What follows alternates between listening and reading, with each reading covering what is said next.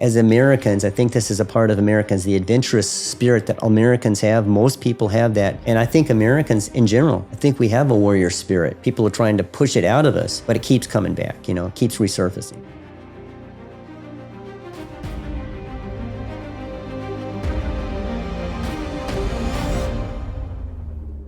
Welcome, everybody, to the Warrior Podcast. Today I have a special guest, Michael D. Pierce. He is running for 11th District for Illinois Congress. He's a PhD, and he's a retired lieutenant colonel. With that, please welcome Mr. Michael Pierce. And before we start, thank you for serving our country, sir. I greatly appreciate you. Thanks so much for having me here. It's an honor.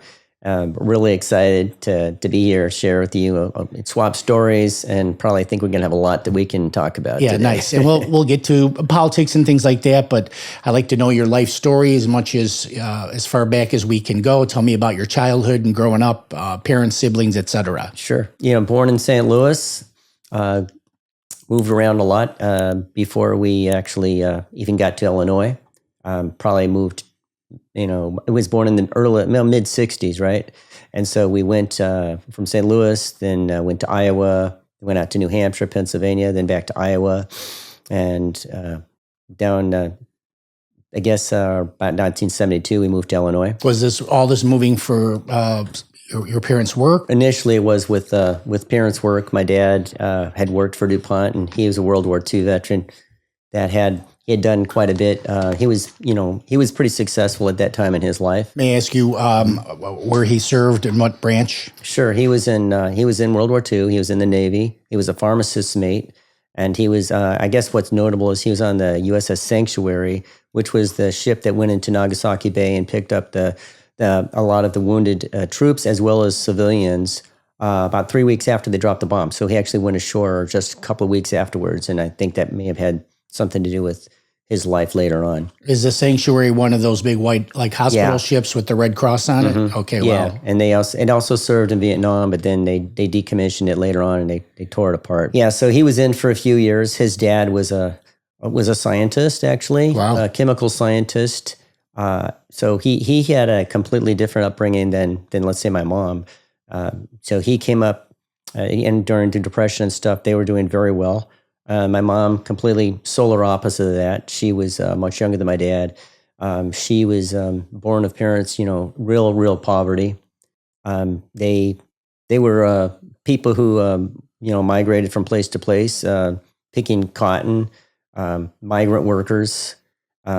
He was in a kind of interesting thing about my grandfather. He was in a tragic accident, and they were driving the road down in Arkansas, and I guess it was Arkansas or Missouri, and they were driving around, and then they got hit, and he had to reach in, and he grabbed and pulled out his dad, saved his dad's life, but in so doing, he burned up his hands, and so he always was all scarred, and he had these hands that were damaged. Wow, what a story. Yeah, so he was very uneducated. I get a lot of emails from people saying, oh, my dad was a sharecropper, and he had to quit school in third grade. I said, hey, guess what? So did my dad. I've got a lot of money I got to spend on my campaign too, but thank you for the story. So everybody's got a story. You and I just shared that, right? Yep. Mm-hmm. My grandmother had about 10 kids, and one of them died, maybe a few months old of diphtheria. They were very, very poor. And he was not able to get into any of those kind of programs where they would have been able to move forward. So they spent there, the entire time my mom grew up, they must have, moving up north, up south, up down. But she still managed to graduate like fourth in her class. Very smart woman, hardworking woman. And then she married my dad, and, he had been married. Tragically, his wife had died, but he had gone down, and there's a boating accident. And he saved the lives of my two older siblings, as well as his mom. I wasn't able to save his wife, but while people were yammering about, well, maybe you should cut a hole through the boat, he actually dove down and pulled them out. So, which is, it's a tragic story about him, because, I think all of these kind of added up to his life and how it shaped mine, because between his war experiences and this, by the time he met my mom after he was a widower, he was kind of going the downhill. At that time, it was the first time they're starting doing cuts in big companies, and he's at a senior level. And so they changed his, his territories and so forth, and moved him from one area where he'd been very successful, had him start over. He was an alcoholic, and he's domestic abuser. My mom took it for a few years. She tried to make it work, didn't work. Tried again, and then finally, we were on a flight from New Hampshire back to Des Moines. So that was really a very, very rough upbringing. But she was determined, to make a better life for us. Very, very, very tragic. I mean, I got nothing to hide. Full disclosure. Our family was literally a broken family. And then she met someone, and she was with him for quite a number of years. But even like back in 1969, a woman couldn't even open up her own bank account in Iowa. Wow. So this has kind of shaped me in my life. My mom, the events that my dad went through, later on, we were completely out of touch with him. And like so many other veterans of that era and others, he became a lost person. Eventually, he ended up in West Virginia. He died out there. But before he could get the support and help that he needed from the VA, I guess I found this out later through my own research and stuff. He had actually gone down and, went down the railroad tracks, and a train ran over him, so that, his legs, so that they would finally take care of him. So this is how we've treated America's veterans for a long time. Mm-hmm. And I'm not saying it has gotten somewhat better, but it's still a tragedy. It's a stain on our country. So that's a motivating factor in my life. I saw how my dad, he had served his country with pride. And I always wanted to be in there. My stepdad had been in the Navy also. 3 of my uncles were in the Navy. And so as I was growing up, I saw those as my role models, particularly. And I thought, I grew up, it was right around the bicentennial time too. And so there's a lot of, positive things about America. It was soon after the Vietnam War then. So, but the bicentennial in 76, people were really fired up and having a great time. And it was an exciting time. And that's gone. But I remember that, and it instilled in me a lot of pride in being American. And that shaped who I was. But, we kept moving. My parents, for jobs or because of lack of money, it was just kind of, my mom was trying to make a go of it. And of course, I lived in some pretty rough places in Elgin. I think we moved like 6 times over 5 years in Elgin. Who is we at this time? Our family. Which would consist of? Well, myself, my mom, my brother, my stepdad. And then later on, I had a younger sister, a half sister, and another one after that. So your mom had with your stepdad. Yeah. So that the older siblings were about 10 and 11 years older. They ended up living in Florida and were eventually with their grandparents. Mm-hmm. But it was just a tragic start. So I had a lot to overcome. I'll just put it that way from that perspective. And we were in some of the roughest parts of Elgin. We didn't take any type of we were not receiving any aid or anything like that at that time either. So my mom always had a lot of pride, and if it was rough, it was rough. We just made do with what we had, and so that gave me a sense of always being self-dependent. Let's not depend upon ourselves, but rather upon God. It served me well, because if you're the new kid all the time, you got to have like a center. Yeah, thank you for that, because I was going to bring that up. With all the moving around, you're not even getting anchored with your core of friends, right? I mean, you keep moving on. Now, your brother, is he older or younger than you? Well, my older brother, he's disabled now. He's I don't know, he's somewhere in he's got some issues. I don't even really know what they are, but when I was in high school, we noticed it, and then he went down to stay with my sister for a little bit, and then when he came back, he had been down there for about a year. When he came back, I was in high school at the time, and he just was not the same. And I think today they might have been able to diagnose some of the things as being related to autism and Asperger's, but we didn't know that stuff then, It was a different kind of world. So you guys didn't have a closeness too much either? Or he and I did. Okay, that's what I was wanting. He was in high school when he started having problems and issues, and so he went, mom thought it would straighten him out to move him down to Florida, right? Gotcha. Well, that didn't work out. Just after I graduated high school, the day after high school, I went to Bradley High School. So I went through high school at least, a solid 4-year term all the way through. Sports or no? Oh, a lot of sports. I ran cross country. Worst guy on the team when I started. And I was just talking to some people, because I was a small little kid and I'm running. I had the longest jersey you could possibly imagine. And this guy, Mark Barwigan, he was a kind of very good drawer, and he made a little book. And at the first page, on the page, it was my page. Here's me running with this ultra long running shirt, right?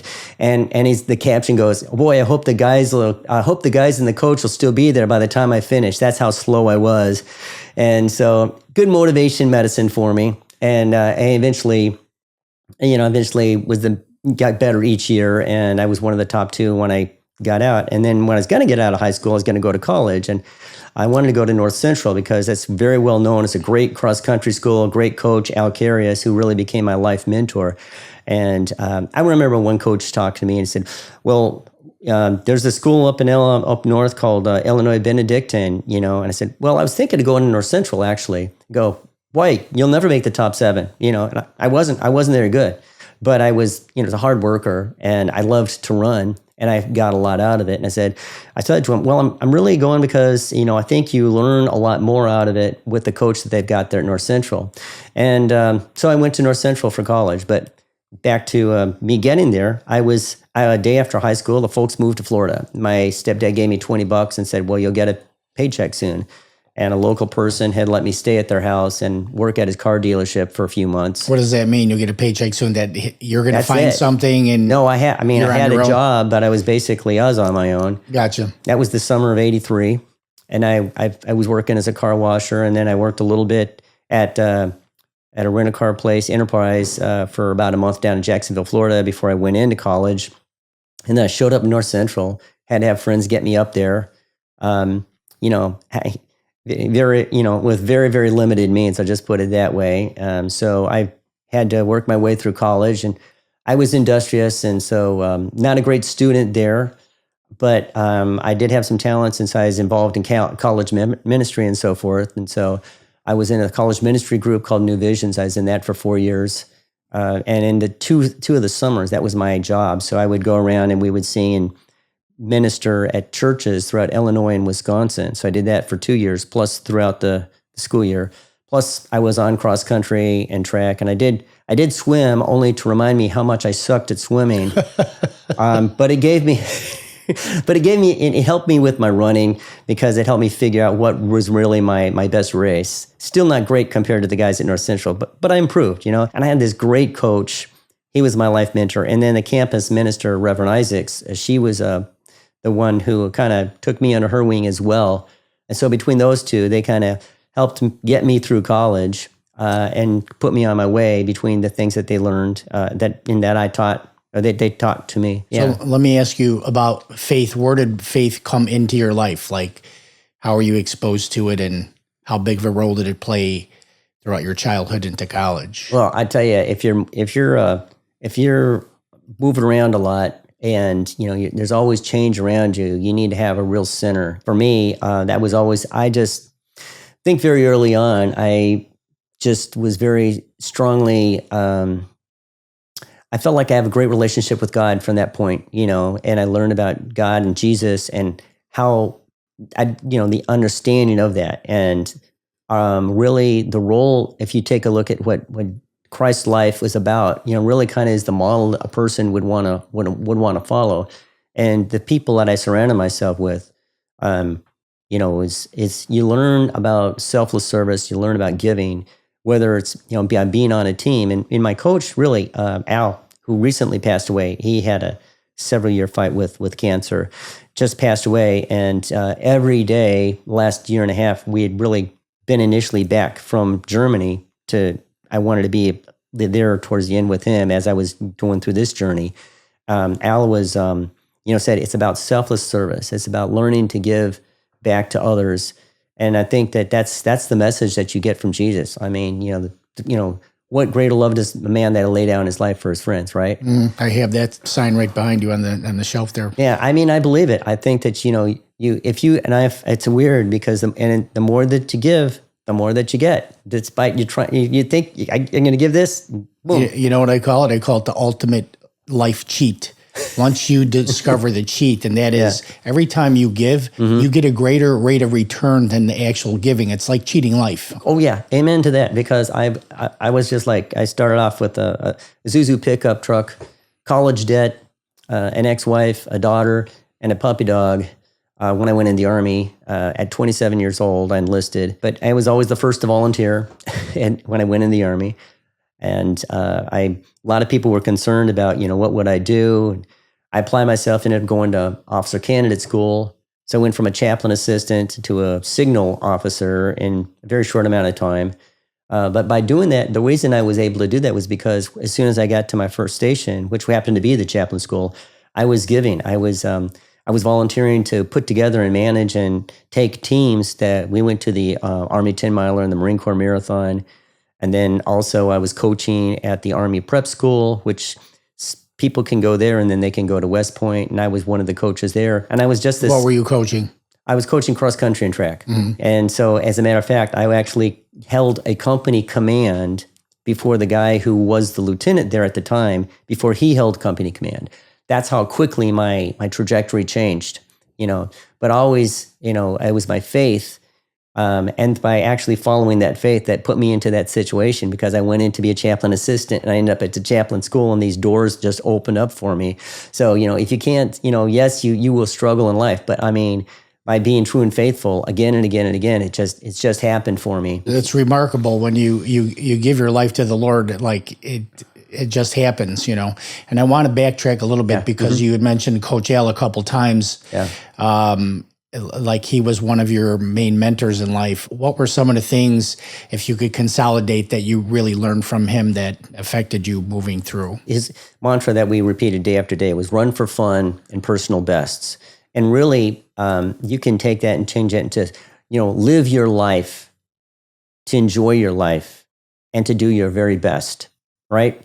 And what that means is, there's and the other thing was you can win in losing and you can lose in winning. And if you use those as kind of your guardrails on either side of it, you can have a rich, full life. And those were all biblical. Al was a very religious man. He was, he and I shared a lot about the Lord. Actually, the last year and a half, sometimes he always did the morning run. And I didn't really get into doing the morning run while I was in college as much as I did. But I always felt I was on a trajectory. And that's getting up in the morning. They ran every morning. And then you did that over years, year after year after year. His athletes would turn into All-Americans. And they won the cross-country championship so many times that they actually named the cross-country championship trophy after Al. And then he won it 4 more times. He was voted Coach of the Century. Wow. 2 times NCAA Coach of the Year. Just an amazing, amazing human being. And he could have easily gone to any other place, but he stuck in his philosophy. And there's hundreds of coaches out there today who've been moved and have that same philosophy. And to me, that translated into transformational and servant leadership. And that's kind of what I believe and what I've embraced in my life. And that has been so successful for me. It's all because of the life lessons that he taught me, allowed me to learn. He didn't give me things. I didn't even make the top 7 of his teams, right? But our relationship was as if I was one of his guys who won the national championship. We were that close, like father and son. And so he made up the gap that existed from the tremendous loss that I had in my life.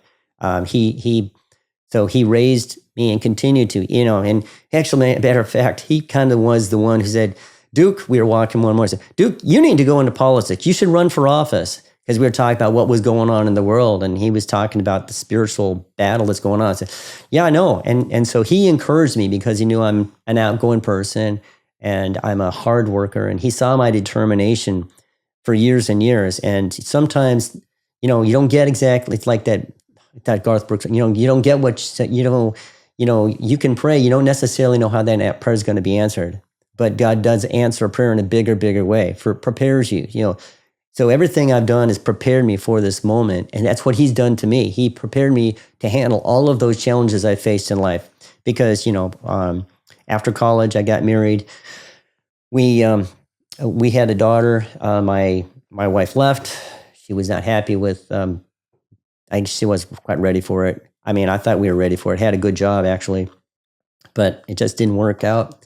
And then I was working, and then went in the Army, and I started over. I had to start over because of the even though I was kind of in this corporate field as I started out, it didn't work out because of things. It wasn't what I wanted in life, right? I wanted to see more of the world. I wanted to do things. Right? I want to do things, right? So I ended up going in the military. I actually ended up living in Europe, working there for 25 years. I had, and then in the meantime, I had remarried, and things were going along, and had 2 children. What happened to your daughter when you joined the military? Did she stay with her mom? Yeah, and I fought many, many years long battle to maintain a presence in her life. Mm-hmm. I kept myself impoverished because I was having to pay for a lawyer, because I had to pay for a lawyer every time I went to see her, even though I was paying and doing everything right. Mm-hmm. It's just a vicious system out there. And I was stacked against myself because I had no family in Illinois. It was just me, right? And so I had some people helped me out. But I really, at that point, was probably one of the most challenging alone times, but I never had any challenge in my faith, right? I knew that God had a plan for me always. In the meantime, I was also helping for my brother, because in 1986, my junior year in college, I came back from spring break, and my brother was at the college looking for me because, he had been at some place down there in Jacksonville, because he wasn't, my parents had split at that point again, or my stepdad, right? So I'm like scratching my head. Here's my brother. And so he had to find a way to get onto the system. And so really I was also kind of parenting and supporting later on my brother since 2001, being like a primary supporter of him as well. Anyway, so you can imagine all this going on, and then you're also going from a chaplain assistant to, going to officer candidate school.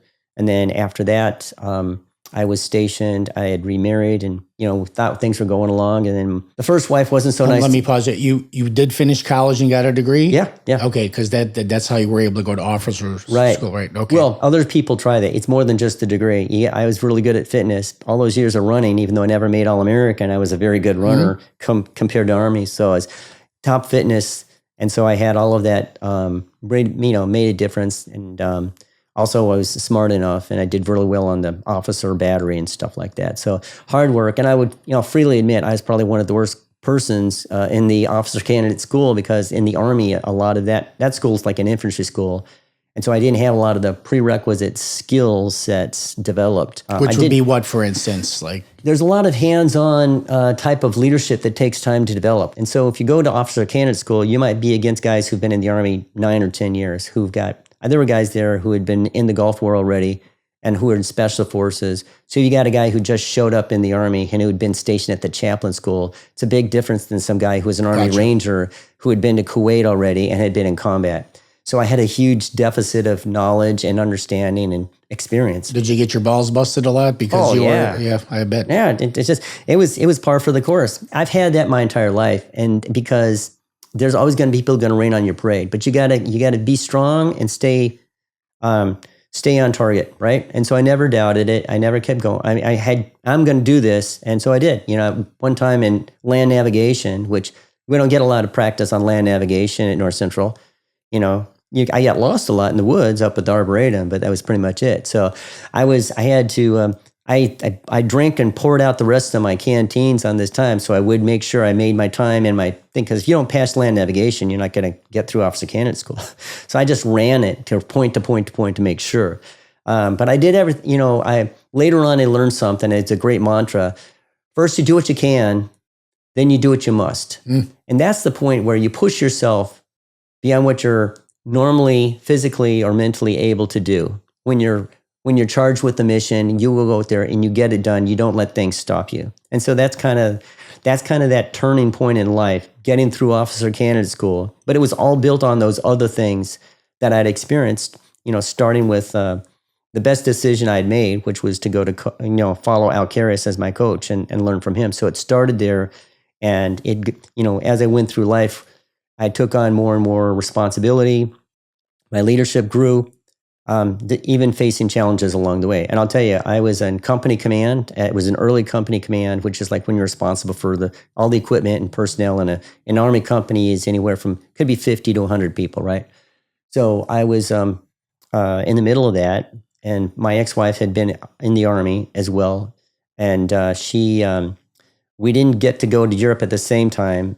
It was kind of waiting. So when she got there, she really didn't want to stay. I'll just put it that way. And it was a hard time. She went back to the States, and she basically said, well, it was not, it just wasn't the life that she was expecting or that she wanted, understandable. She's kind of, it's a hard life. The Army life is a hard life, So anyway, there I was just completely, and I remember a friend of ours, before she left, we were riding together because I had gone to pick him up. We were stationed at the same location for a while, friend of both of us. And he was saying, hey, Captain Pierce, don't you, or Mike, he was saying, aren't you kind of mad at God because of what's happened to you? Because, your family. I said, I'm really grateful. I've got beautiful kids. I've got a great job. I'm able to put what I've got in, make it happen. And I think things are going to be okay. And, praise God here. A couple of weeks after she went back, I met my current wife now. We've been together for like 27 years. Wow. So, God has a plan even in the darkest moment when you think, oh my gosh, what's going on? And then all of a sudden, out of nowhere, God shows up and saves the day. So let me ask you about during some of these times, where are your darkest periods up till this point?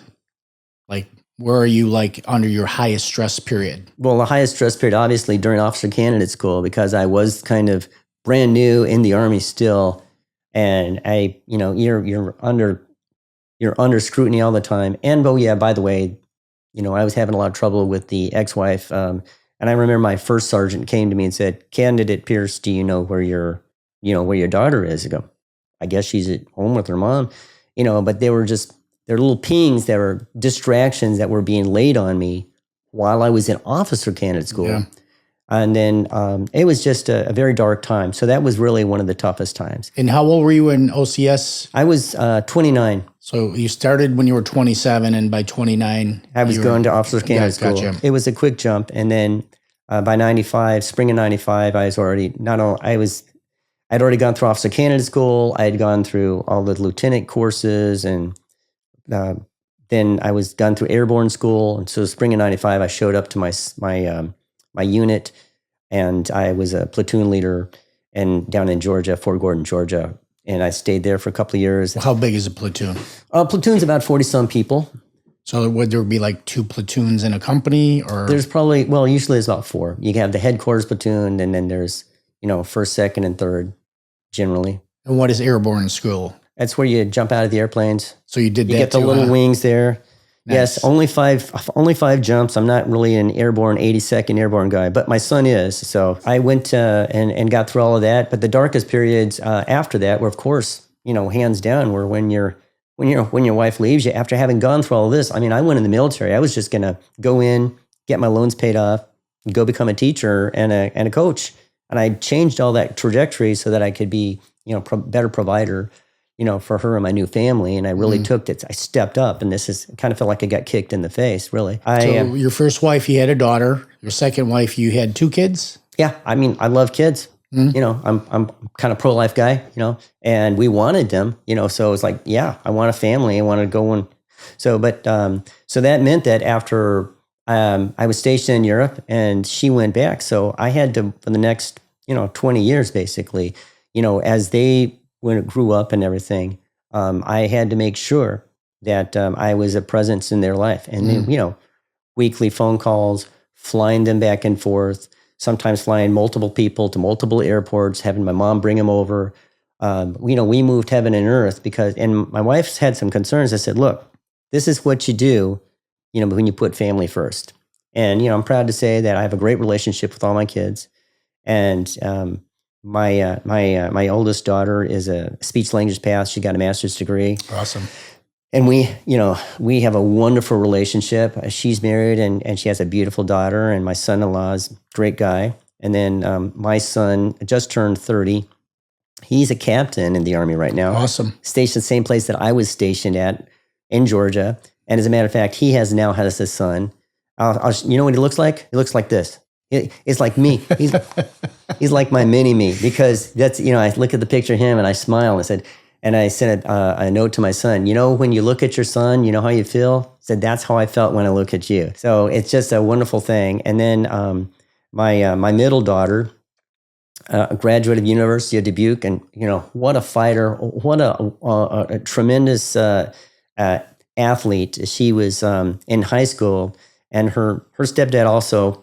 I know this is ironic, but my ex-wife did remarry a guy in the Army. She was the one that was in the Army yes, as well. Yes. Yeah. So anyway, they moved. They were in Germany at one point too, and so when they were in high school, they had to move the kids back to the States, and so my youngest, or my middle one at the time, she went. She was on the cheer team, and she was really good. She was one of those flyers, 5 foot nothing, and they throw them up in the air. So Emily. She had been doing really well, but she and the other two had stayed because it was in 2010. My youngest was born, the one between my current wife and I. So she was a post-deployment baby, and and now I can't believe it. She's already 15. Wow! But Emily had stayed, and so when she went to they had moved in the meantime, and so she went to the tryouts for the new school, and they didn't let her on the team because they didn't know her.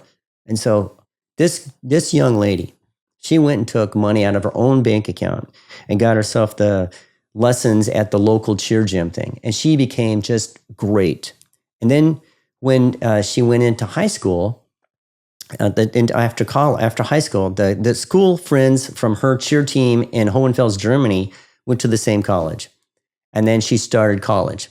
And then as she's going along, they had one of their competitions, a conference competition. Somebody dropped her, and she kind of had a neck injury. Well, it kind of nagged away, and turns out that she kind of had a broken bone in the neck. So she had to have surgery on it, and so she had to miss a season. And then the coach was, they were kind of indifferent, and so she ended up having to quit. And then she came back, but she started teaching in cheer gym in the area. But she came back, and then her and her friends, they ended up winning the conference in college together. Wow. After not having done it in high school, and after this incredible journey. And this is a girl, she self-made herself. So I'm so proud of her. It's just tremendous, fighting effort. And, she's got that spunk, to go out there. I mean, just amazing. So I'm real, so, just wonderful. And then, of course, there's my youngest, who she's German and American, and she wanted to spend the time and go to an American school. So last year, she went to high school in Belvedere. We have a house in Belvedere too, and she joined the Palms team there, and she just was living the American high school experience. And then without missing a beat, she went back into the German school and pretty much got straight A's all the way through. And so my wife and I were like, what is with this? Because she's like, neither one of us had anything close to the grade she's had. So very blessed. I really believe that by putting the priorities of family first and, really centering on what's important, it does pay off. It has its payoffs, and I mean, God's enriched my life in so many ways. Here's what I see. There's different sects in every sect, SECT, in every culture. Yeah.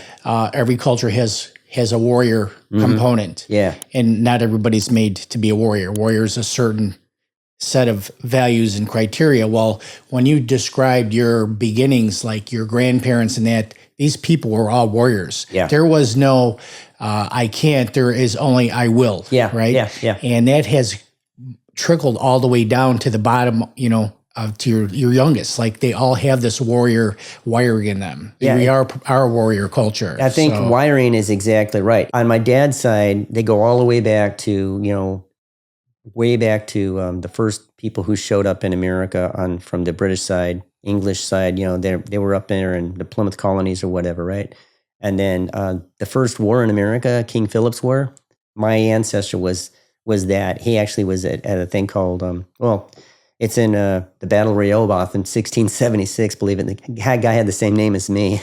And so it's just kind of been in there. And so we've had people in almost every fight the states have had, whether it's the Revolution, the Civil War, World War II, even Vietnam.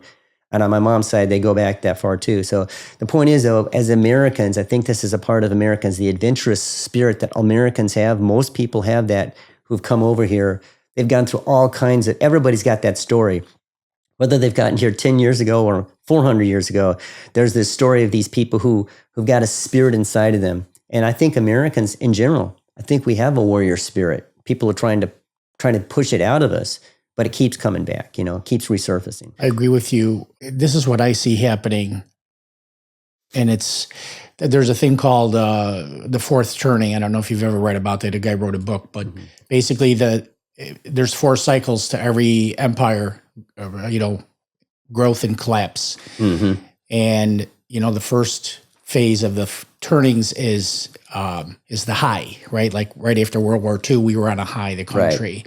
Then individualism sets in, and then, dissension sets in, phase 3, and then phase 4 is a correction. So something crescendos and it changes the system of things. It could be going from communism to a free country or going from a free country to communism.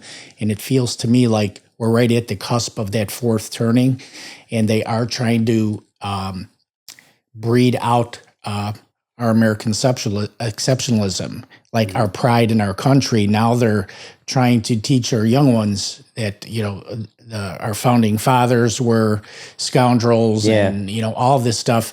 They're starting to blur the lines. And I think our generation and maybe the generation after us, we still hold on to that red-blooded American patriotism. We have a side picture. One of the things I was going to write about in my dissertation, which I did on leadership, but is, the grandfathers of the grandfathers of the grandfathers. Think about this. The grandfathers of the people in the Civil War were in the Revolution. And the grandfathers of the guys, for the most part, who were in the World War, were in the Civil War. MacArthur, okay? And then they pass it on to another generation. So the grandchildren of the grandchildren are those people today and going on now and the next grandchildren. So there's a group of people, what they've tried to do with this influx, is they've inundated our country with people who maybe have a different side picture because they're coming from a different type of cultures. But I believe the thing about the American culture is that it does take hold. But one of the things, if you take back in the left or post-World War I, if you take a look at that, we are also on top of the world. We just went over and America's a power. We helped turn the tide of the First World War. And although the British and the French had their colonies around the world and stuff, we had emerged from the First World War. But then you had communism sweeping the world at the time. And then one of the big keys, people don't realize this, was the American Legion, which had been former soldiers of the First World War. They were out there and they needed help against this anti-Americanism tide. So I'm a life member of the American Legion. I'm really involved in that, and I was just there at their national meeting yesterday, as a matter of fact. And one of the things they do is a lot of pro-American kind of education and let people understand the kind of country that we've got. So there's organizations out there that we can they highlight the things that America has done, and more organizations like that are starting to emerge. And there's a counterbalance. Turning Point USA, perfect example. That's a reaction to it. And so I think instilling pride. We're not perfect. Christians are not perfect, but we are saved. And what does that mean? And so by explaining what that means, to understand what Christ was all about, those are the kind of things that there's a big link between faith, family, and freedom. I agree. And we were built on those fundamentals, weren't we? Absolutely. So Charlie Kirk would argue about that. But, some of the people would come up and say, our laws and stuff have nothing to do with the Bible. And he would be like, oh, no. And he had Bible references to the laws and stuff like that. And I do a lot of studying on history and human nature, like the way our brains work. And as it turns out, neuroscience pretty much explains everything, right? So We have a thing called cognitive dissonance where none of us like to be wrong. Yeah. There's something in every human being, like we don't want to be wrong. We want our opinion to be right. And rather than listen to an opposing opinion, we stand on a podium and defend our own opinion. Right. And we don't listen to other information. Right. So I feel like we're beyond, at the top of our power structure, it isn't even about left or right. We have opposing worldviews now in this country. And I think the only way we can make effective change is from the ground up, right? Which is where you're at, and Right. where I'm at, right? I'm doing a podcast and writing a book. You're an author. And, we need to start rebuilding from the ground up and at a bare minimum, have our own little communities where we do run everything the way, God meant it to be run, let's say. And there's so many ways to doing this. The Legion started this boys and girls, well, first was boys state, then later on girls state, which is like a miniature state with all the different types of levels of government, right? So I put together a thing I've got, basically it's city state, if you will. And I'm going to try and bring that as one of the things that I would like to get started. I think that expanding things like JROTC and ROTC, and for people who are not inclined to be able to be in the military, we need to expand opportunities for service to the country, service to others in a real and meaningful way, rather than in a judgmental way, because there's a lot of people that, they're upset with different policies or things of the government. I recalled when Jesus talks about the guy, look, you complain about the speck in my eye, but you're ignoring the log in yours. I heard somebody the other day, and they were talking about, part of this immigration, illegal aliens that have come in, and they're trying to lump them together, and they use different euphemistic ways of expressing it, right?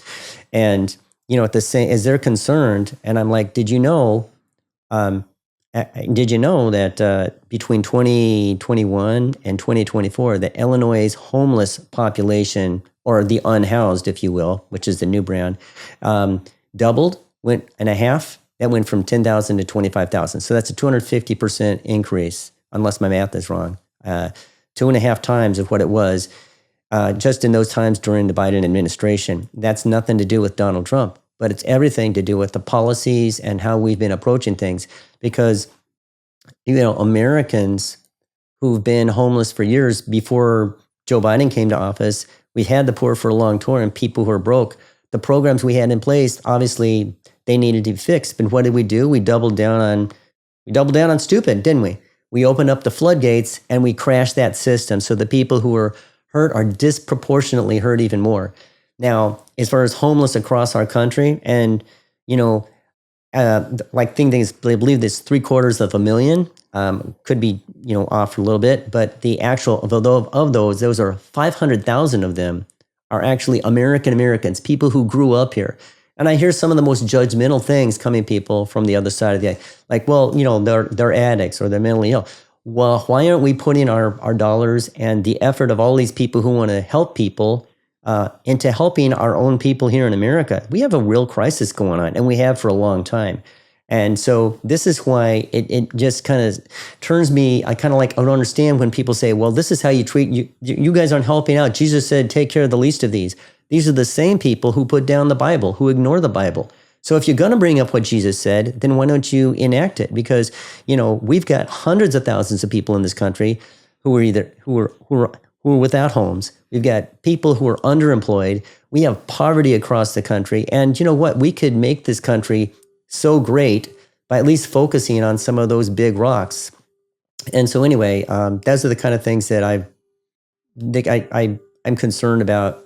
And I'm trying to, be in a dialogue with people and trying to have an open mind about things. But look, fact's a fact, and everybody knows you take care of your family first, and then you should take care of others. I believe that.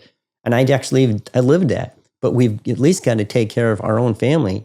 And we're not, because I experienced that personally. I have people in my family who had, didn't get the VA benefits that they should have. They didn't, my stepdad was 89 years old. He still hadn't gotten his. He'd been trying for several years to get his VA benefits. I'm not saying the system's broken, but it's very lethargic. unless you're and you know how to weave your way through the system. I was fortunate. I made my way through that, but I had to really work on, and I just replaced my knees last year. You have knee replacements? Both of them. Yeah. Same day. Me too. Yeah. Same day. Yeah. Damn. Bionic. Okay. We got a lot of bionics. Yeah. I want to expand on what we're talking about here. I think what's wound up happening, and I think it happens in our educational system with our children, like changing history and creating this victim mentality that now leads to a thing called toxic empathy. Now, I thought of this term myself, but it turns out that there's books written about it, and I'm actually reading a book called Toxic Empathy. So we have all these people in our country that are native-born people that have been kind of brainwashed. Their minds have been captured into this, we are going to do everything in our power to help the victims, right? Well, who are the victims? Well, it's all these people coming over our border. They say 20 million now came over our border during the Biden administration. Mm-hmm. Oh, we need to take care of them.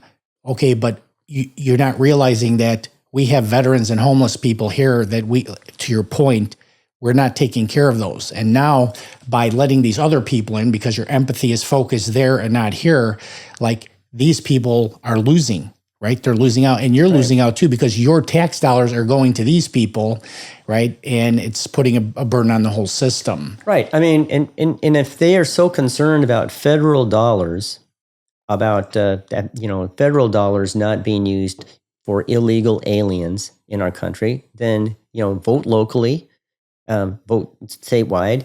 And if the people in the communities vote to, put dollars or in the state towards these things, great. But it needs to be at that level, because what they've done is they've circumvented the people at the local level and at the state level, the majority, just because a lot of them have a very loud voice and they've got multiple platforms where people are getting their information and they're steering it. And if you listen to people, lawmakers talk about it in DC or so forth, they'll say, well, 20 million people are going to lose their benefits. They don't say 20 million Americans. They say 20 million people, right? This is what Bernie Sanders, I just saw the other day. I don't know, 15 or I don't know. I mean, 20 million people. Okay, Bernie, we get it, But the point is, though, that those people are not Americans. And we got millions of Americans that you were talking about 10 years ago who are still unemployed, who are still impoverished, who still don't have a chance at getting the American dream. And this is what it comes down to. It's bring back the American dream. The American dream is a real thing. And everybody, it has nothing to do with people's color or their ethnicity or their background, because all of us, when the day we're born to the day we die, it's a gift, and we have to do with that gift what we can. And if you're always looking back, you're never going to be able to move forward. I have multiple stories on top of what I've already talked about, and I don't talk about that much. But I never look back. We're looking forward in what we're going to do, And I believe that my party, not to get political, but I believe that Republicans is basically the party of can do and empowerment. And whereas the Dems have been, they've been the party of dependence, and we're the party of independence. Stand up for yourself, and if it's a rough road, it's a rough road, but you're going to be a better person, and you'll be far, far, far beyond that. That doesn't mean we don't take care of our own people, but the key issue right now is we've got people who are preventing us from taking care of our own people who've been here for generations, people who've been disenfranchised, people who've struggled for generations, and they finally had a chance to get the way out, and they got a job, and then we shipped their jobs overseas, and we continue to do that. And so it's a time that, and what they've been doing is they've been everybody focused on bright, shiny objects and ignoring their own benefits and ignoring their own neighborhoods. And then they're getting everybody upset about it as they're, stealing the resources that were earmarked for these people. I think a lot of people are starting to wake up to it. I know that in particularly the African-American community, people are waking up to it. And I hope that more people do. They're seeing that, we've put the time in, we helped build this country, and then people from all over just showing up. And they also, they were a lot of people. I'm a social, and it's a social degree, so I don't say, I'm not a scientific, so I can't say all, but I can say most people think that fair is like, you go in a line and you wait there and then you wait your turn. I've never come into America and seen everybody clap their hands when I see 500 people cut in front of them in line, but that's what's being done every single day. Americans like fair play. Americans love the underdog. Americans love somebody who's gritty, determined. Our greatest heroes. I mean, you think Rocky? I mean, we love Rocky. Why? Because Rocky was a guy from down and out. He had so many hard knocks in his life. Adrian, you don't like my plays, Mick. He stinks. That's right, Rock. Why? But he doesn't take it. He gets back up on his feet. He gets this chance. He takes it. That's the American dream. We're out there. We're like Bill Murray said, we're 10-1. We're kicking ass. Why? Because we're the Americans. We have this culture, and we have people coming in here trying to take that culture away, and it's designed by multiple areas are trying to undermine what that culture is. And what is that culture? That culture is teamwork. That culture is can do. That culture is looking beyond the horizon and making an impact. And we are the bright light shining on that hill. We said, it's like that vision, that picture, if you will, that you probably saw the fireman handing over, and then the soldier taking it, the flag, after the 9/11, we'll take it from here. That's how Americans do things. Okay, we got you, Rocky. We're going to take it from here. So this is about a spirit that America has. You nailed it. It's a spirit we have, but we all have it here. You're here a generation, you pick up on it. But what we have going against us at the moment is people who have purposely tried to undermine what that vision and that society is about. We have a great culture. What they want to do is take these little segments of it, slice them into little, does this look familiar? Little stripes of everybody who's separate things. That's not what America is. We are a culture. You don't have to be the same. You can celebrate your heritage. You can celebrate who you are. But the fabric that brings us together is the fact that, if I'm going to go and talk to some guys in my neighborhood while I'm chopping down a tree and I'm working the chainsaw, and they say, I'm Miguelito El Toro, because I'm this little guy, I'm out there working the chainsaw, and they're out there working.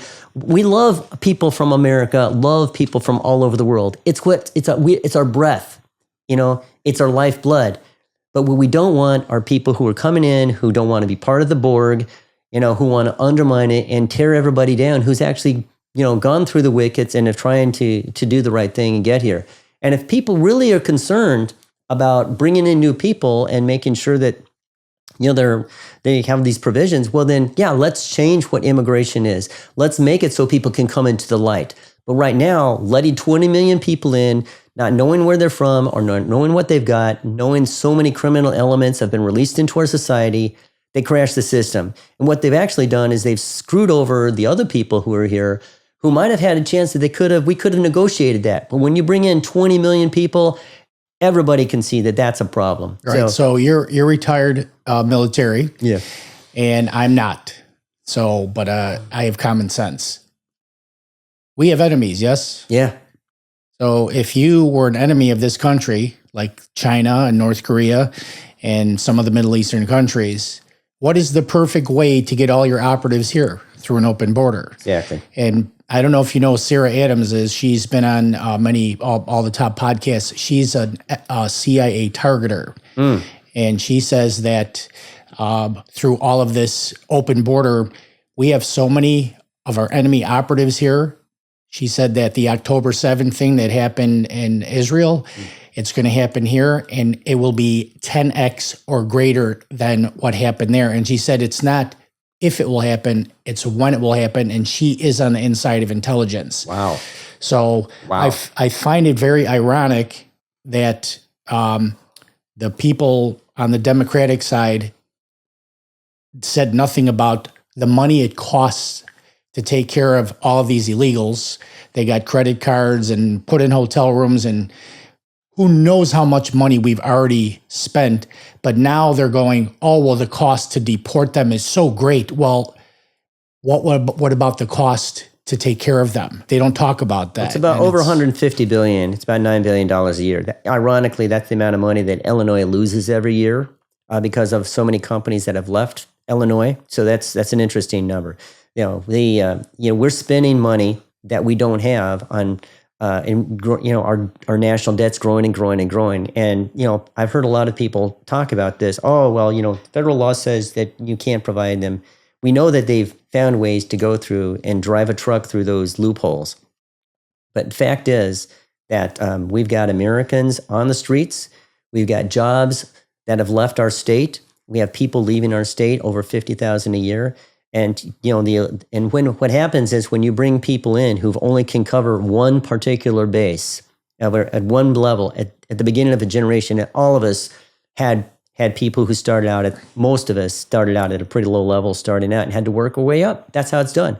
But if you suddenly come in and you crash that system, everybody else who's been trying to work their way, now those people have to compete against people who are undercutting them as well. So it disproportionately hurts people at the lower skill level jobs. And since we're losing the jobs where you would have needed something like some factory jobs and just manufacturing jobs, and they're going to Indiana, they're going to Wisconsin, I mean, you got to scratch your head and say, what in the world, Illinois?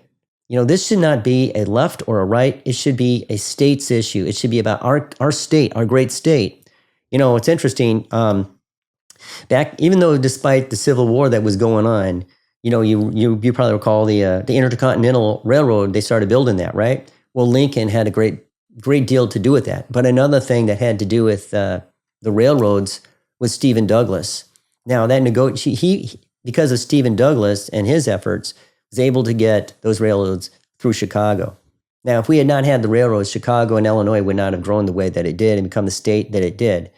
Now, if people would put aside their political fighting and think about taking care of their people first, their state first, and bringing real industries back and holding on to those that we've had, maybe we could get that manufacturing plant in Belvedere actually working instead of people talking about what we're going to do. And, oh, yeah, we're going to open it in a few years. Okay, we're going to wait and wait. In the meantime, there's like Subaru Outbacks all over Indiana and in Illinois.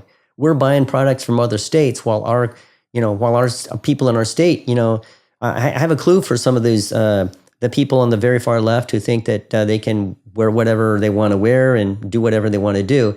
Working at retail and working at working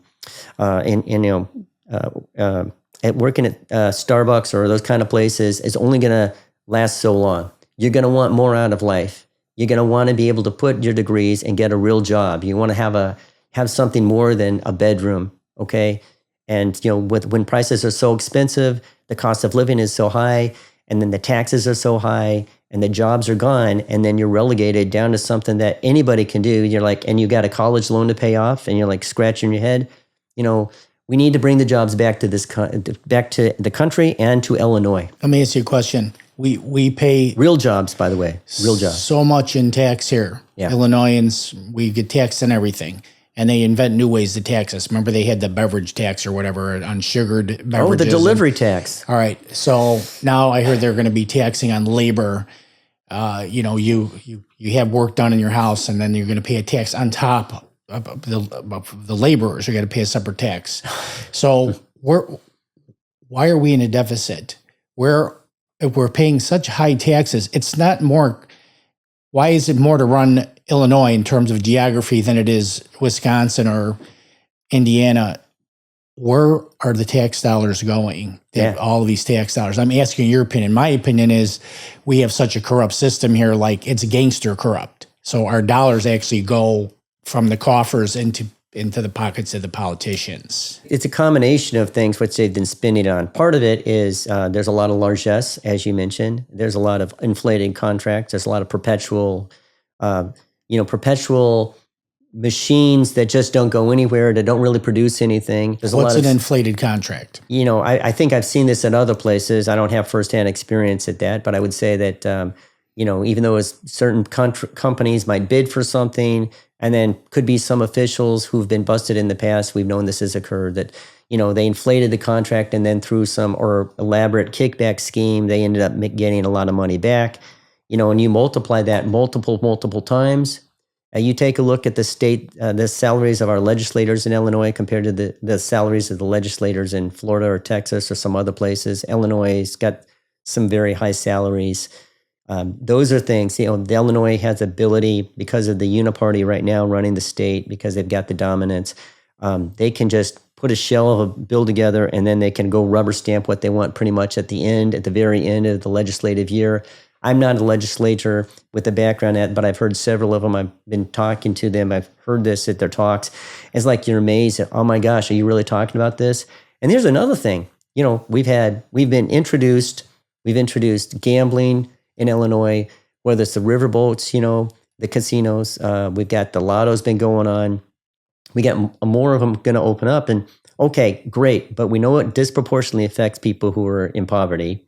There have been studies that have shown that. My question is, where's the money from all those that they've been taxing those people? Just that in and of itself, you got to ask yourself, where's this money gone? Because I was told this is going to help communities, and yet these communities still have these deficits. Mm-hmm. So explain that to me. Riddle me this, Batman. And the tollway too. Right. So. Exactly. So okay. It is going to a big pit, and we know that and on top of that, Illinois has an annual deficit. So what in the world's going on here? So it's going to require some cleaning up. I know that there have been a little bit of a cleanup in terms of trying to hold one person accountable lately. But I think that kind of drop in the bucket, and probably a millionth probably of what's really been going on. And, people like us, I certainly don't have overview of it, but I'm sure that's what's been going on between that and different pension funds and different managers and mandatory fees that people are charged. A lot of like the education system, forcing people into unions, charging fees. But the people who are the leadership are using these fees for their political agenda, which is not even really in the best interest of the people who are their constituencies. That's amazing to me. I'm amazed at where the Democratic Party has gone. It's supposed to be the party of the working people. It's supposed to be supposedly, right, that was representing so why in the world would they continually screw American workers over the years? I'm just, okay, so that's the game you're playing. At first I was like, well, maybe they're these guys are just, it's sad. It really is. And to a point where they've forgotten about taking care of their own city. People can say what they want, but the city of big shoulders and the city that works, that's not the case anymore, is it? Hey, I'm a warrior too, and I'm not afraid of anything. But I avoid going in the city now in my favorite restaurants there. I don't want to be accosted. I don't want to have an event, and I'm always conceal and carry. It's not even that, but I don't feel safe walking around. Yeah. And I'll walk around, but I'm walking around on high alert. You know what I mean? Yeah. My situational awareness, the city is not safe. Yeah. And it used to be only certain parts, but, we had one not too long ago where these gangs were running around neighborhoods and robbing people, carloads of guys with assault rifles on them, robbing people. It's just not a safe city. And I think the epidemic of crime, you can go back a couple of years and really see it. And when did it expand? It expanded when they start, with the no bail, but also the lack of really prosecuting things at low-level crimes. And the next thing you know, you've got people who probably wouldn't have even been involved in that if they realized there's going to be some sort of accountability to it. It becomes easier. And once you break through that, I can do this. The next thing you know, you get some really hardened criminals getting into trouble. And that's a shame because, rather than have people go through different docks and wickets on a positive path, really towards a leadership, it is a leadership, than going in the negative way. I've heard, I think a week or two ago, somebody's talked about gangs and people who are in gangs, and that to them, a lot of what they were doing, they felt they were doing that it was as part of, that they were doing the right thing because of how they were around the education around them. There was not a counterbalance to let them know really what's the right way to go. And so for them, they are thinking that this is an okay thing to do. So it's really have to do with the ethics of people as we're bringing up. We're not teaching that. We're teaching to be resentful of people who are successful. You know what? I'm not resentful if a guy's a billionaire. I'm proud if I've accomplished the things I've done in my life because that's my life. God gave that to me. That was His gift to me. My gift is to God as to what I'm going to do with that. And if I can find a way to share it as I go along, and I will say this, that I have, that as you just pointed out earlier, it comes back to you, but I still continue to share it. And I think we just need to get people to understand that message and stop being envious and greed. I mean, it's a sin to be that way. Don't covet thy neighbor's, right? Don't covet thy neighbor's wealth. Don't covet their wife. Don't covet, covetousness and envy will lead people down the wrong path. be proud of what you do with your life, and you'll be surprised how you end up. I want to share something that I put in my book. I talk about white privilege and, all this stuff that they pump into our kids. Yeah. Every single human being on planet Earth has privilege over somebody else. Yeah. And every human being on planet Earth has people that are privileged above them. Right. That's just the way it works. Yeah. And I tell a story in the book. I used to be a broker on the trading floor, and there were two, we'll call them junior traders. They were traders, but they were small. Mm-hmm. And the big thing was these two brothers, they called them trust fund babies. And I'm like, what is a trust fund baby? And they're like, oh, well, their father has set up these 7-figure trust funds for them and all of their siblings. Yeah. And there were people that were envious and didn't like these guys. These guys couldn't have been nicer. Mm-hmm. They were respectful. They were well-educated. They didn't flash cash. They were very generous with charities and stuff like that. And I'm like, I was happy for them. Their situation in life has nothing to do with me. Exactly. If they have $10 million that their dad gave them in a stock account, has nothing to do with me. Right?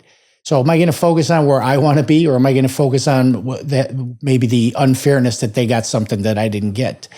So that's my feeling on privilege. And the focus on privilege is, it doesn't serve anybody. Like when you say that person got more than me, that's not helping you. You know what I mean? How do I get what that person has is more, that is part of this American dream I think you refer to. Yeah. And, the privilege is, for a lot of people, it starts with faith, and then you can start asking for other things. But if you ask for faith to have a strong relationship and bond with God, no matter if you fall, doesn't really matter. If you have faith, you can get back up and get back on that highway and keep going. Then, maybe a little bit of wisdom and then some intelligence would be helpful. And then some of the other skills. It would be helpful, yeah. Yeah, but certainly faith, because faith is what sustains you. Faith gives you the hope that you need. Faith gives you the ability to get up and keep going. So that's the most important thing. And so many people are looking out there. That's why you have this mind virus, as I'm calling it. Other people do probably, with our youngsters today, because they've lost their faith. They don't have a faith, and they're gravitating to things. They're looking for an identity. And so it leads them onto a very dark path. Sometimes it's a path they cannot come back from. This is why people have the issues with some of these new social norms, because they're realizing that this is not endemic to humanity, because thousands of years does not just change overnight, and it only doesn't just show up on in major cities and on the coast of the United States and some major cities around the world. What's been going on is that there's been a lack of faith, and people have gravitated to whatever is the sparkly thing up there. And people get, once the benefit of getting older is that if you have your faith, you get a little bit of wisdom, and you can start to see that your eyes open up and realize it. And if you're willing and to endure the slings and arrows, you go and you step out and you try to articulate that and explain that to people. You go on a mission. You're charged because at one point God tells you through either overtly or covertly, dude. Okay, you figured it out. Now go out there and help other people achieve this. Mike, you figured it out. You're no longer this broke guy. You got a little piece of the rock, and help prepare for the next generation. Go out there and do that. So that's what motivates me. I'm trying to help other people to be able to be successful. And and that's my charge now. It's called self-actualization. And I remember I was at this Army school in Fort Leavenworth, and I had this small group leader, and he was telling me, well, you seem to go to the beat of a different drum. He only knew me for a couple of weeks, and he thought that he had me figured out, right? He said, I don't see you self-actualizing while you're in the Army. I said, well, you don't know me. You don't know where I've come from, and you don't know where I'm going. I just do the best that I can with what I've got, and we'll see how things end up. And so at the end of the career, I got passed over from being a major to not be able to be a lieutenant colonel. I was really crushed because I had worked real hard. I'd gotten a PhD, got my master's. I'd held a couple of company commands. I knew I was in I knew I was the kind of environment also has a lot to do with it. My senior rater, who had been a 2-star general, gave me a 1 block, but then somebody messed up his profile. And so the board only saw it as a center of mass and said, you never had a 1 block as a major. So Are you kidding me? I mean, I was just got a two-star, just said I had a 1 block, but okay. Despite all of that, I did everything right. And then the board passed me up. And I said, why? So I went back, and guess what? The Army screwed up. And so I said, I want another board. And they said, okay, well, we'll give you that. And I want to make sure that if the board meets before I get out, that I'm still good. That I can, they said, yes, I got it in writing. So August 31st, 2012, I had to get out of the Army. Guess when the board results came back? 5 weeks later. And they said, well, it was actually 3 weeks or so after I had gotten out, and they said, yeah, you've been promoted or to lieutenant colonel, but you're already out. You chose to get out. I said, whoa. And so that started a more than 13-year fight. And it wasn't until May of this year that I actually got my ID for lieutenant colonel. Now, it's not about the rank. It's not about the pay, although the pay would be nice if they ever paid me back. The point is, the fact is, you don't leave that on the table. It's about accountability. It's about sticking. I put my time in. I gave 20 years of my life to the Army. I did everything I was supposed to do. How many other people are they going to continue to screw over? So no, So you have to stick to your guns if you're right, and you have to have the spirit to take no. I went through 2 senators finally, because Senator Kirk was in office when I started on this. Then it was Duckworth, Senator Duckworth for their office, and then finally several Army boards. But we got it done.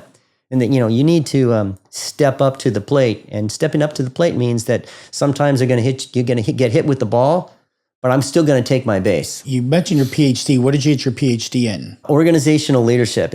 I love talking about it. I did my dissertation on the Battle of Normandy, Operation Overlord, D-Day, and it was basically it's a small condensed microcosm of every possible leadership experience a person could have. And so while I was working in U.S. Army Europe for Major General Zabecki, he was the guy who was in charge, among other things, of the Department of Defense's 60th anniversary for World War II. As his executive officer, I was going around and coordinating the different commemorations throughout Europe. Tremendous experience. And so the Army military detachment had recorded the veterans who came back to these events. And part of my job was also to collate all of these and send them to the Center for Military History.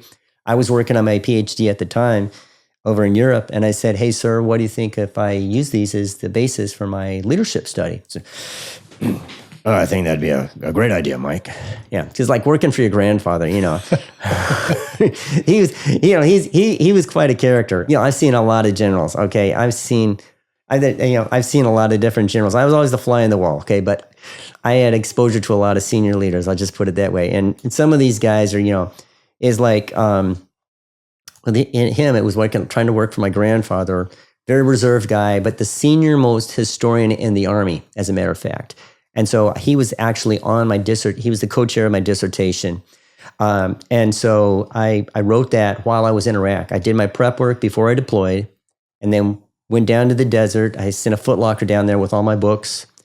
And I wrote it over the 15 months that I was in Iraq. And when I came back, about a month after I got back, I went and defended it. I was very, let's just say, kind of touchy. And I think, touchy is an easy way to describe it of a veteran when they come back right back from 15 months in the desert.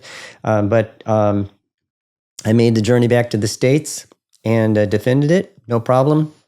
And even though I was not a great student in my undergrad or high school or ever, I was the first one in our cohort to complete that. I did it 6 months before anybody else. And that was a tremendous, in my life, that was probably one of the lifetime accomplishments. And then I published that in a book. And I was so proud of that because it was to me, it was like putting everything together that I had been learning, and the potential was there, and I finally tapped into that potential. And I'll say the first time, this campaign is the first time in 15 years where I've been able to get everything back to where it was. It's kind of been a lost 15 years for me just because of the different challenges people face after deployment and through deployment. And I was never able to get the kind of level of focus again. But at that time, I was able to do that. It was just an amazing thing. I was down there in the desert. I was in charge of the communications for the top third of Iraq, logistics. They had all these convoys on the roads. We had several bases under our responsibility. Just a whole lot of things that were going on. And to keep myself sane, I would say, this was something that I could really dig into. Unfortunately, a lot of people weren't able to find such positive ways of directing their energies. There's a number of suicides on our base. That was unfortunate. Actually, the senior general of the area came down and I think he gave a talking to, that's putting it very kindly, to our commander because of the kind of toxic level of leadership that existed there. And it permeated throughout there. I did a couple of investigations on soldiers who, at least one soldier who had, committed suicide, and there's others throughout the time that I was in the Army that I saw that. So that's a real challenge. And one of the motivations is, why I say, we need to take care of our people before we lose them. People who wrote a blank check to our country, who are living either they're underemployed or they're homeless or they're sick and nobody cares about them. We can take those dollars and put that to them to help them out. If they need a companion, why not give them a companion? Why not keep them on track? And this is, another of the motivating things why I'm on the trail. What motivated you? When did you make this turn into, I'm going to get into politics? What jolted you into that? Was it something that was a seed that was planted in your head that grew, or did you just one day go, I've had enough, I'm going to do something about it? How would you describe that? I would call it a forest. Yeah. Because one of the things I learned from my leadership study is that a lot of great leaders are not necessarily the ones who are out there and talking. Some people are introspective and they're also introverts, but they're thinking a lot.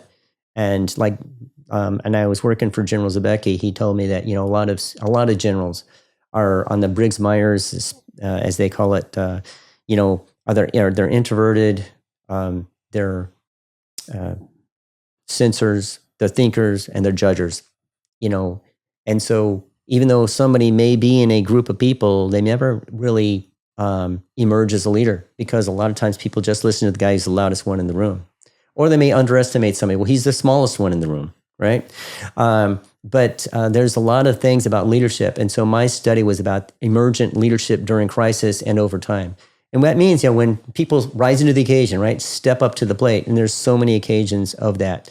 So as I was going along in my life, I was, when I was a kid, I thought, I read a lot of history and a lot about, Thomas Jefferson and our founding fathers, Adams, Monroe, all those guys who they were not paid, by the way, to go down to the House of Burgesses in Virginia, and Patrick Henry. And, that was things that were inspiring. Give me liberty or give me death. I know not what course others may take, but as for me, give me liberty or give me death. And the understanding of that speech that Patrick Henry made in 1767, and the people who were out there who, we pledge our lives and our fortunes. The people who signed that Declaration of Independence and what that meant. I mean, England was a superpower. Now it's UK. It was a superpower. And the way that they'd put down in the past, if people have done a little bit of study, they go and they wipe out thousands of people in the old days. So, and what they did in other countries, America was amazing. These people stepped up to the plate and got the job done. And so those are big motivating factors. But what I saw happening in our country, particularly while I was serving, was people who were taking all of the great things that this country had become and denigrating them. For years and years and years, I was listening to this litany of people putting down America. And I said, that's not right. That's not true. And it just started to come to a boiling point around, starting with the Obama era. I'm like, wait a minute, I thought we were entering post-racial America, and yet you're pushing more and more and more division. So that was one of the reasons why I wanted to bring back a more civil, kind tone, into the discussions. And likewise, I guess when I saw my son in Afghanistan during the Kabul pullout, and realizing, wow, this is a completely unaccountable group of people. I just like, okay, that's it. Let me, you probably remember the Afghanistan pullout, right? Worst thing since we all saw it in our living rooms since, the disaster when they pull out of Vietnam and Saigon, right? And the helicopter falling, and we've seen that a lot of times, right? My son was there. He also was in the Army. He's in the Army now. He went to both Iraq and Afghanistan, and thank God, nothing happened to him, but he was there. I mean, he was sent to a place where there's thousands of people running around all over the place. Now, he was gone before they took off, where the people were dropping off the plane. But just this whole thing, you're probably going to have to censor this part out. He said, "Dad, I've never ever seen something so confuculated." I never heard that word. Yeah, it's a new word. It's an Army term. Yeah. It's an 82nd Airborne doctrinal term, I'm pretty sure. So my son, in his short time in the Army, had seen more than I saw in my 20 years, just by virtue of that and going to Iraq. So actually, when he was in Iraq, I was working as a contractor in Europe, and I was looking for ways so I could join him at the base he was at. It was a short time, though. Funny, right before he got married, he had 5 days before he had proposed to his girlfriend, and they were going to come to Germany, and then the Army they put him on standby. So he proposed over in the States, and he was at Fayetteville, North Carolina. He proposes. 5 days later, he gets a 2-hour notice or whatever, and said, "Okay, I got to go. I'll be back." We don't know when. Right? So he goes. He was in Iraq for 4 months at the Suleimani thing, and they actually. So he's at those bases there for a couple months. Then he, came back about a year later, gets married. 3 weeks after he gets married, they sent him to Afghanistan.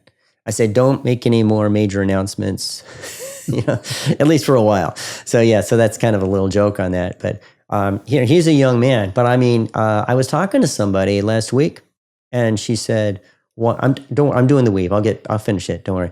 I was talking to somebody last week, and she goes to me. She goes, "Oh, so your son chose to go in the military?" And the way she said it, almost went PTSD on her ass right there, right then and there. Well, was she implying that you forced him to? Or? No, she's implying that people who go in the military, it's a choice, without putting into effect, it's a choice, yes, but we're choosing to serve. We're choosing to put our bodies so that you don't have to put yours. We're volunteering to serve in our country and write a blank check to our country and our blood and our time and our effort and our futures for you. And the way your tone completely, and I am an expert at tone. I was in the military for 20 years. We know tone, okay?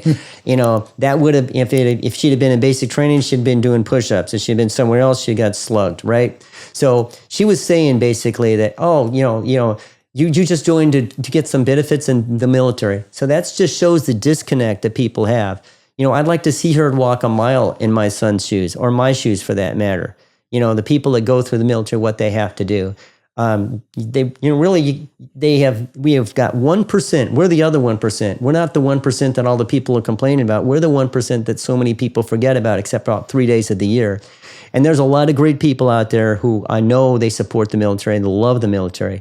But there's way too many people out there who unfortunately have no idea of what the military is. They think of it in very negative terms.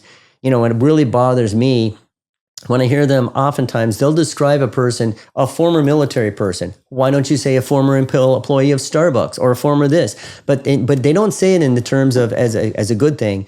Whenever they do it, they're saying it in a denigrating way to put the military down so they can continue to hone in on that image of the down and out veteran. I mean, there's different levels of things that the veterans go through, but certainly the press has painted, oftentimes does as much as it can to paint a negative picture. And it's not right. I have that on my notepad here. The media, you've heard the saying, divide and conquer, obviously. Well, whoever or whatever is in control of society, that's what they try to do all the time. Yeah. Divide and conquer. Yeah. So demonizing the military, creating genders, all this crazy stuff. So I'm very cynical with the top down now. Yeah. I think the only way we can make a difference is from the bottom up. With the cleansing has to start at the foundation, in my opinion. So I'm trying not to get into politics and political, but I am trying to build community, and that necessitates paying attention to the local politicians and the school boards. Yeah. And who is managing our society. You know what? It's culture.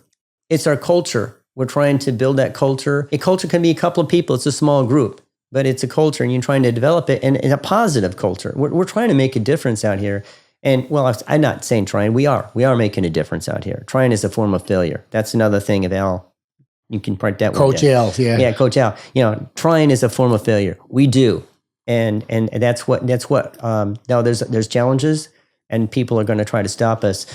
But yeah, it's that culture. And that's what made me take stock of what I had at the time in terms of resources and where I was in life. And I said, I want to go into politics. And my wife said, absolutely not. I can't blame her for that sentiment either. And so I had put together a campaign. I was about to ready to go. I had talked to people, but my wife said no. And that was 21, 22. I waited a few more years, bided my time, and then I just saw the people who were running, who were trying to struggle up and take a stand. So I helped them. I walked with them. I put their signs out. And I helped donate, whatever. And I was supporting candidates. And I just saw that we weren't getting the job. We weren't getting over that hill. And I thought, so I took the step back and I said, you tried to help it in this way. Maybe it's time you just put yourself in, you individually take charge on that. I was retired from the Army, so I have the time. I have an attitude of gratitude, if you will. And, God's given me the resources. I can go out there and make it happen, at least to some degree. And whatever else, I'm hopeful that, we'll be able to pull that together too. But I believe in relationships. And so I stepped up and, we were able to get the campaign started. And I think I've done, 5 months. I've probably all of that, you take the other candidates together, at least on the Republican side, I'm pretty sure that if you took them together and you compared how far they've gone and met with people and you compare it to mine, they probably don't add up to me. I've been literally all over that district. I'll probably do more than 1,000 miles a week sometimes. And that's turned into dividends. We're laying the base work because that's what it's going to take to beat the person in this particular district. Unless, suddenly I have a windfall of $10 million. Make the check out to Joe Azuzu. So tell me about the 11th district entails what towns and stuff. The 11th district actually incorporates parts of this area here into Lamont, parts of the southern tips of or the northern tip of Will County. It's got Bolingbrook, Romeoville. It's a lot of landmass there too, so those are big towns. Yeah, it's got Naperville, it's got Aurora, North Aurora, most of that. It's got Batavia, Geneva, St. Charles, Campton Hills. It's got Burlington. It's got Genoa, Kingston. It's got Belvedere. It's got Marengo. It's got Crystal Lake. It's got Lake of the Lake. It's got all the way over there into Lake County. So it's got 8 counties in total. And I've been to all of those counties. And I'm trying to reach out to everybody that I can and build an organization. That's something we learn in the Army. Build a team, right? So the way that we're going to do this is by building the team. And you can't do that unless you're willing. In my case, you asked about my dissertation, my PhD, right? And leadership, a lot of leadership is about what's your basis of power. There's so many different bases of power people have. You take a look at a Donald Trump. He's got his own base of power because he's got his own money he started off with. He's got a lot of referent knowledge and expertise. So he knows people, but he also knows his craft, right? So right there, he's starting off with 3. And then you add other things. He's got a bit of coercive power. Now he's got position. That's an understatement. Now he's got positional power. You can, different levels of power gets more results. So I am a transformational leader as opposed to a transactional leader. So mine is, I learned early on that I was not a big guy. I'm not going to throw people. So I have to do that by cooperation and explaining why it's, good way of explaining of how to do things is by actually being willing to do it yourself. So lead by example. All of these things, all of these principles that we learned in the Army is actually what I incorporated into my campaign. And this is no secret. The other people can do that, but they haven't, or maybe they have. But I'm just saying, in terms of our political people who are leading the country right now, so many of them have forgotten some of these very basic principles about leadership and cooperation and trying to put others before them, selfless service. Those are the things that have got me where I'm moving with the campaign and developing it. What I like about you is that your expertise with your PhD and being in the military is building a team, right? But knowing all the components in who you need, right, to run each component, and then having the ability to pick the right people for that and motivate the people in the right way. That's a huge deal. Yeah. There's some people running for Illinois positions that they're good-hearted and they want to do good, but they don't have the technical know-how that you do to put together, because you can't do it yourself. Yeah. If you get elected, it's all about assembling the team, which I'm sure you're going to have most of the team already assembled. So when the light switch goes on, we're going to work. Yeah, absolutely. And also to understand that this is the Pierce campaign, but it's not the Mike Pierce show. I'm doing this for the people in the district and the people who I'm working with. So everybody on our team is as important as anybody else on the team. That's something that a lot of people have a hard time understanding and implementing. You have to really understand what it means. And so you have to really be intrinsically motivated to make sure that everybody is respected and built up. And like you just said, different parts.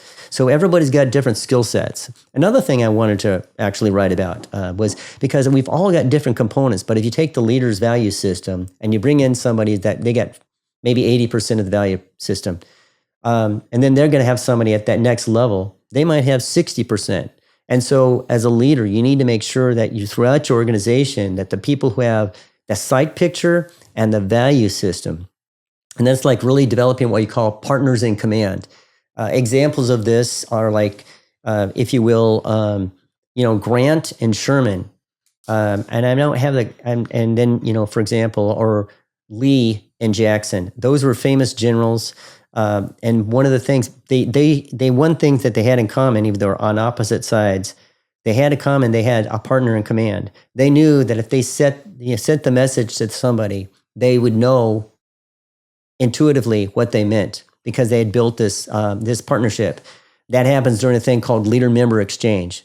And then you start off the acquaintance stage, and then you work. There's the stranger stage is the furthest out. Then you have the acquaintance, and then you have the partner stage. Very difficult to, the inner circle, if you will. It's difficult to get people to get into that partner stage. But once you've got a few people who you can count on that are at that stage, your organization can take off. And I've been a leader in many organizations over the years. While I was in the Army, I was a chapter president for the Association of United States Army, which is organizational chapters in Europe, like 3 of them, in addition to all my other stuff I was doing. And what that is, it's a military organization. It lobbies and on behalf of the soldiers and service members in the community. It brings issues to Congress and works on behalf of the greater community. So I did that for many years, and I had a lot of people that I dealt with, and they were all volunteers. So we never could have done the things that we did because we needed people from the community to donate to us. We needed people to volunteer their time, and we needed people to represent us. And so I built those teams in not only one place, but multiple places. And I was also, then I joined the American Legion as well. And I'm currently also a post commander with them, although from here, I went to their National Executive Committee. They take resolutions that get briefed to Congress. So all of those things are about putting those rocks into place so we can make this organization work, because you take the legislative skills that you're developing and the people to reach out to. You take the knowledge and know-how skills of people in the community. It takes a bit of time, but if you go on the charm offensive and just talk to people, you'd be surprised how quickly you can build a community of people to get things done. And in the Army, we have to do that because they've got this model of a plug and play model. They'll bring people in from different places for a unit that's going to deploy, and they say, okay, you guys, you're going to the field, you're going to be together a little bit, and then you're going to go to war. Okay? It's a joint task force, right? So everybody has to learn to play nicely and to get the mission done. And that's basically what I'm doing. I'm building a joint task force because it's building with people who are in the Christian coalition, the conservatives who see what's happening in our country. I'm building with people who are from multiple backgrounds, because I've come from the lowest socioeconomic rung that you could start with. I can relate to people, and bringing people in who want to make a change in their neighborhood, people who don't like taxes. And it's not where we're not trying to segment everybody. So we're not dividing. It's not a divided group. It's a people we're aligning everybody who's got these common interests. And I'm just simply going to be that person who's carrying the message, and I'm able to pick up on what they're saying and what they want me to do. So that's why I say it's not my show. It's their show. And actually I acronymed my name, Make Illinois Known for Excellence. This is about making Illinois a better place. And I don't, people will go, oh, you're MAGA. So what does that mean? If do I love my country? Yes. All right. I'm sorry. And do I love my state? Yes. Because, I had family. They were some of the earliest people on my dad's side were some of the earliest people in the state, not the earliest, but they were here in the 1850s, 1840s, and Batavia, Belvedere. I mean, it's a fascinating history. Illinois is a great state, and we got the great infrastructure. We got highly educated population. Our schools in general have been super over the years, and I hate to see it hemorrhaging jobs and people and the lowering of our standards. So yeah, I want to save Illinois. Okay, I'm sorry if some people disagree with that, but I'm going to stick to my guns. Let me ask you this question: have you ever, in your thought process, go, "I want to get out of this state"? Because I have.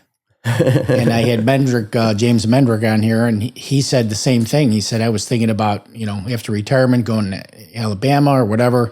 And it was his son who told him, Dad, I'm not going anywhere. And he goes, well, I'm not going to leave my son, so I'm going to make my stand here. And I went through the same thought process with Tennessee or Kentucky. When my wife was alive, we talked about getting out of this crummy state. And then same thing happened to me. I had this epiphany. I'm like, no, this is my home. All right. I'm not running away. No. Right. So we're going to make our stand. Did you ever have those thoughts about getting out of here or no? This is a person who's moved,